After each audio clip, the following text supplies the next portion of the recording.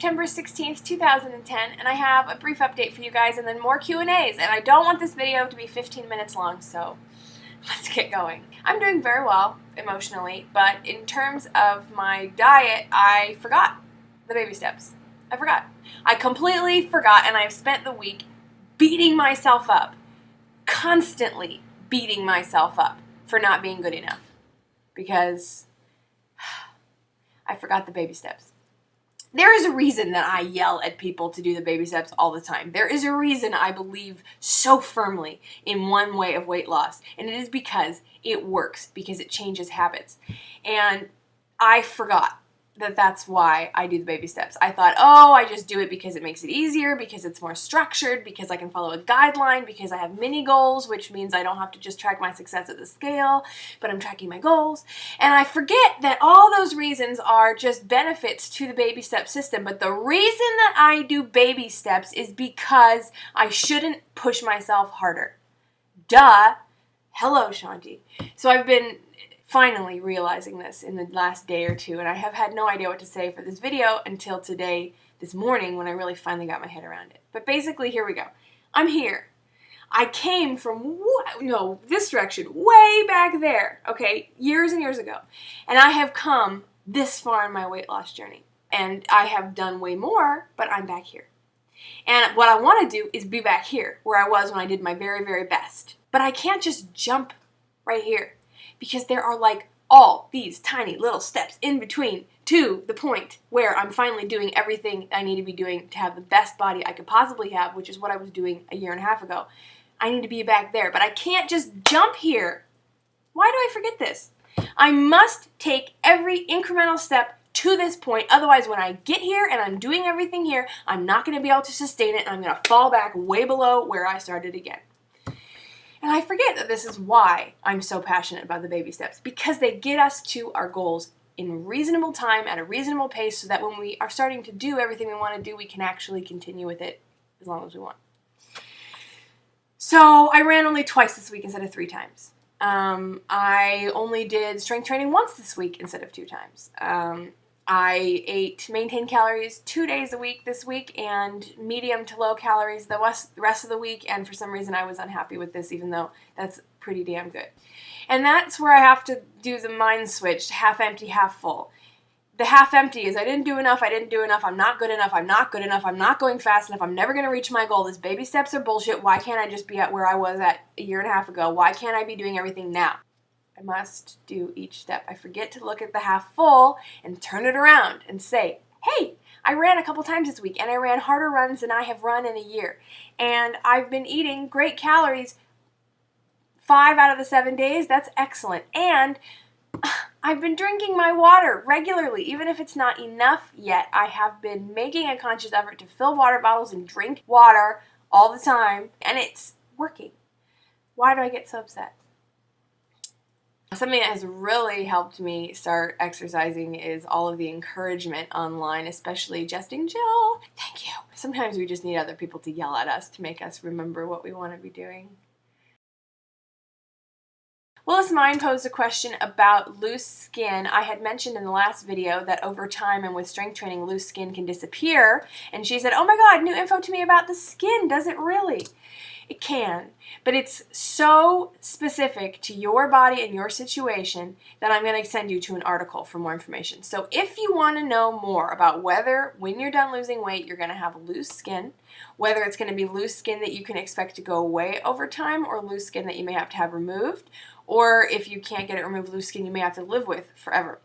So link is in the box. Basically, it depends on your age, it depends on your nutrition, it depends on how much you exercise, it depends on how much fat you lost to begin with, it depends on your height, whether that fat was spread out over a short figure or spread out over a tall figure. It just really, really depends on so many factors. I can't go into it here, but check out that link, it's awesome and it's great information on loose skin. Watching your past few videos, I keep trying to figure out what the super cool looking orange sign in your refrigerator says, but I can never quite get it. I believe it says something about me. Am I at all on the mark? This was actually a quote from Greg, the Siegster, on YouTube. I'll put a link down below. He said it in a video, I don't remember when, I think it was last fall sometime, but basically the point was that Other people wanting you to lose weight is not going to make you lose weight. Other people telling you to do things or suggesting you do things, reading books about stuff, thinking and pondering and being encouraged do not make you successful. They help. But in the end, only my actions and decisions make me successful. I choose what goes in my mouth. I choose how often I go work out. Period. I make me successful. You guys help. Motivation is awesome. But even if, say, Jill was yelling at me 24/7 to run, unless I got out of my seat, put on my running clothes, and went and did the hour, I won't be successful. I make me successful. So it really resonated with me, and I just made a sign and put it on my fridge to remember, I make me successful. I better do it because no one else is going to do it for me. I seem to eat little one day and then loads the next. I'm not sure how to get out of that. Help! I used to do that as well. Eat piles and piles one day, like 3,000 to 4,000 calories, and then eat like 600 calories the next day. And I would just constantly do this. It's terrible for metabolism. It's terrible for losing weight. It's not even healthy if you're at a weight that you want to keep. The way that I beat that fluctuating eating was to put myself on a calorie standard.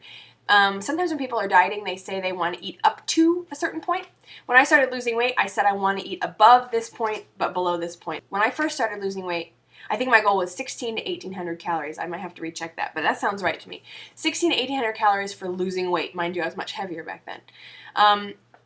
So I had to eat at least 1,600, and that broke me out of the eating way little, eating tons, eating way little, eating tons. Sometimes you just have to be conscious of the fact that you must eat evenly throughout the day. So if you set yourself a goal of a certain number of calories or a certain number of meals, let's say you don't need to count calories for your lifestyle or whatever, but you still want to eat consistently, I would suggest that you plan your meals.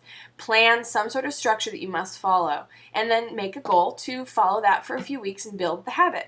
Takes 21 to 28 days to build a habit. So if you do something and if you decide, I'm going to eat consistently for 3 weeks, and you do it, you should find it much easier to maintain level consumption after that point. I'm so close to my diet. I've already lost 10 kilograms for 2 weeks, but the only problem is that I've always felt like my hydrochloric acid are getting high, and I'm worried that I have an ulcer if I'm going to continue my diet. And now I'm so lost again with my diet, and I gained 5 kilograms. This is so bad. First of all, if you lost 10 kilograms in 2 weeks, and now you feel like you're having an ulcer, my guess would be you're doing some sort of very unhealthy crash diet. Please, for God's sake, go to your doctor or nutritionist and figure out if what you're doing is right. Now, if you're doing a fast or the cabbage soup diet or some crazy weight loss pill regimen, I know what you're doing is unhealthy. But if you're doing what you think is healthy and you just feel pain, you need to get it checked out. Don't just assume. Don't hurt yourself for weight loss. That's stupid. Because then you're skinny, but you're miserable. And who wants to be skinny and miserable? Point is, if you have an ulcer, if you're having pain, or if you lost that much weight that quickly, and then just going off the wagon for a couple days, you gained that much quickly, I would say it's a crash diet, it's super unhealthy, you're hurting yourself, do something better. Hello, I was just wondering how long it took you to starting to see the weight come off. I'm only 15 and I'd like to lose the weight the hard way. Well, but I keep falling off the wagon and it's so hard. It is hard, but it is easier the more you do it. You have to keep planning. You must follow the baby steps. Remember my struggles this week? We must always follow the baby steps, otherwise we can't do better than we're doing now. When I first started, probably went down a little bit.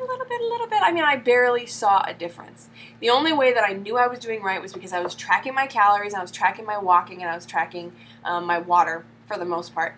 And I was tracking things that didn't have to do with the scale. I was weighing in, but I wasn't doing it publicly. I mean, this was just for myself when I first started. And it took a while to see results on the scale, but I didn't let it discourage me. I mean, I knew I was starting from 0. So it's going to take a while. I mean, it's like a train. You can't just start full steam ahead. You have to kind of go chugga, chugga, chugga, chugga, chugga, chugga, chugga, chugga, and get it spinning, and now we can have that momentum going forward. You must start, even if you don't see results on the scale, which is another reason the baby steps are so important, and tracking goals other than your weight. You must be able to measure your success in how you're progressing towards your goals, not just on how the scale is moving.